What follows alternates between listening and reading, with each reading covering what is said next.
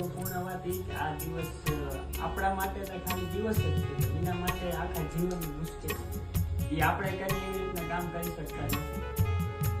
તમે સમજો નહીં હું કહેવા માંગુ.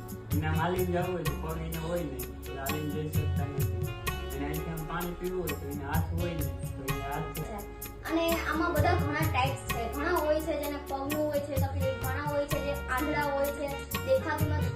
એમાં એક ઉદાહરણ લઈ લઈએ તો વિશુ રાજપૂત, અત્યારે એને 2 હાથ હલતા નથી, તો પણ એ વ્યક્તિ એવું હાર નથી માનતો કે બુલેટ ચલાવે છે પોતાની જાતે, બુલેટ બાઇક, પછી કાર ચલાવે છે.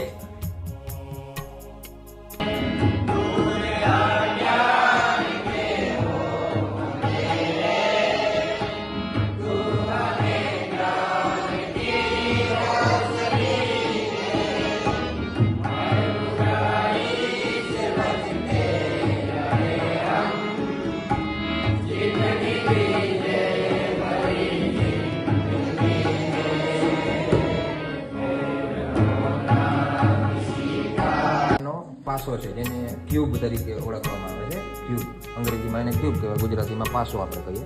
આ પ્રેસ કરીને આને ફેરવવાનું અને છોડી દેશું એટલે આ કેટલા બધા બ્લાઇન્ડ વ્યક્તિ આમાં હાથ લગાવશે એટલે એને ખબર પડશે કે આ 2 છે. 2 આમાં બોર્ડમાં ચાલવાના, પછી એ જ રીતે કેમ રમે એ રીતે. આ પ્લેઇંગ કાર્ડ છે, તમે લોકો રમતા હશો પત્તા રમો તો આ પ્લેઇંગ કાર્ડ છે. આના પર પણ બ્રેઇલના ડોટ્સ કરેલા હોય. બ્રેઇલ જે અમારી લિપિ છે ને આ પુલીનો રાજા છે તો બ્રેઇલના ડોટ્સ કરેલા છે. પેલું જે સિમ્બોલ છે એ કયું કલરનું પેજ છે અને બીજું શું છે કયું પત્તું છે એ બતાવે છે. આ ચોકડી 2 છે.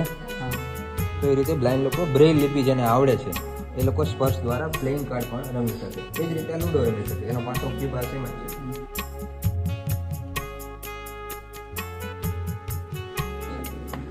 આ બ્રેલ અને ટેક્ટાઇલ બુક છે જેમાં બ્રેલ પણ છે અને સાથે સાથે ટેક્ટાઇલ છે.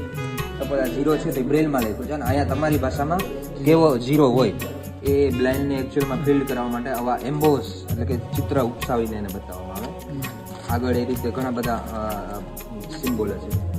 ચરખા અહીંયા લખ્યું છે બ્રેલમાં ચરખા, તો ચરખો કેવો હોય એ બ્લાઇન્ડ વ્યક્તિને એકચ્યુઅલમાં આવું ચિત્ર એમ્બોસ કરીને બતાવવામાં આવે તો એને એ વસ્તુનો વધુ ખ્યાલ સ્પષ્ટ થાય. જહાજ તેના ડોટ અલગ અલગ 1 2 3 અને 4 5 6 બે રો કોલમની અંદર અલગ અલગ એરેન્જ કરવાના. એનાથી બને નેપાળી છે, ગુજરાતી મેં સિલેક્ટ કરી. એ મૂર્ખ તે મારો ભેદ નથી જાણ્યો, જ્યાં સુધી જેટલા પણ ચોર છે તે તમામ મારા આહાર છે.